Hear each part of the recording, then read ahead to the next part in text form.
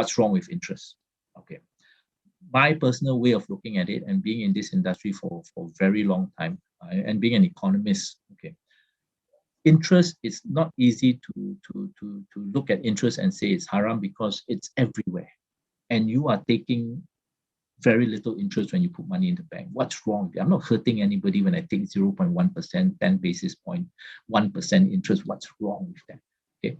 So interest is a bit like alcohol, meaning to say, although the sin is much, much more, I'm just trying to give you a kind of a comparison. In alcohol, there's good. It really is mentioned in the Quran. There's good from alcohol. There's even good from gambling, but the bad outweighs the good. Okay, and it's the same with interest, except that the bad is extremely much more, in my view. Okay. Let me give you a very quick explanation to see whether some of you catch me or not. Imagine today I'm looking at the participant list. We've got 105 people in this room today. Okay, let's say I am the Central Bank of Singapore today, and I issue 100 billion Sing dollars worth of currency. All right. You 105 people in this room today represents the people in Singapore who are the citizens of Singapore who trade among each other. I, the central bank, issue how much? 100 billion Sing dollars. Okay. I issue the currency, you guys trade. That means some of you will sell things to another person, and some of you will buy things from another person, and so on and so forth. Okay. As that money circulates in the system, that money is being charged, and I'm going to use an interest which is relatively high to make things easy to understand, 10%. Okay, so basically, at the end of the day, the interest on the economy is 10%.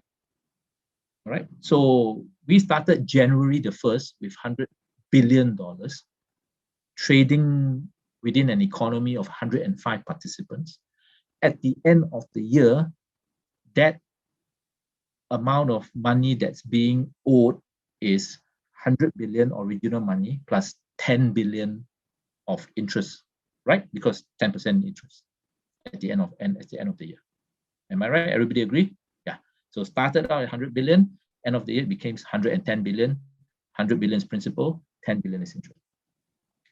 What if the banks all recall those loans? Because we're talking about interest here, and there's banking system loans. Let's say I, the central bank, recall all the money. All the money now is being recalled. All the banks recall back the loans. How much money is circulating in the economy?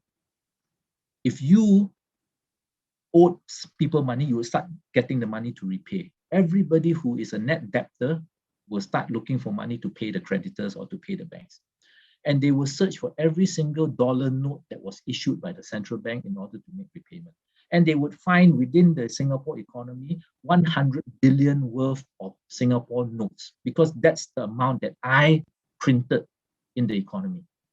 However, that 100 billion worth of dollar notes would not be enough to satisfy the repayment, because the repayment is 110 billion.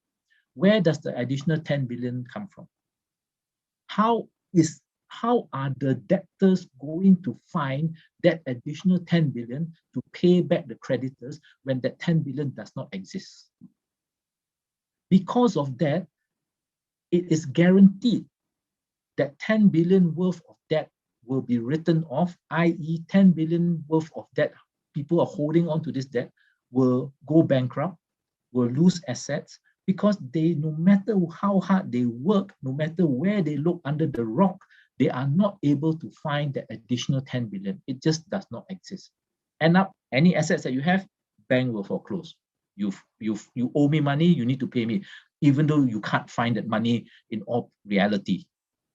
Okay, and that's why crisis after crisis after crisis in the world today, you will see defaults after defaults after default. You see countries owing creditor nations, debtor nations, Indonesia being indebted to creditor nations, Malaysia being indebted, such on so forth. Because why? No matter where they look, they just cannot find the money, because the money was created out of so-called thin air. It does not exist. So that is the problem with interest. You are oppressing the borrower, who no matter what he does or she does, will not be able to secure that money, because that money does not exist. That is the problem with interest. So it is a bigger macro problem, which you just cannot see sometimes at the micro level. And it's the same thing with alcohol. 200 million people in the US, 100 million people are almost alcoholic in the US. And yet, one bottle of, or one glass of wine is fine. I'm okay. I don't get drunk and stuff like that. So it's not a micro problem, it's a macro problem. Same thing with gambling. I just play like that. I don't hurt anybody. I just play that. Again, it's not a micro problem, it's a macro problem. Same thing with interest.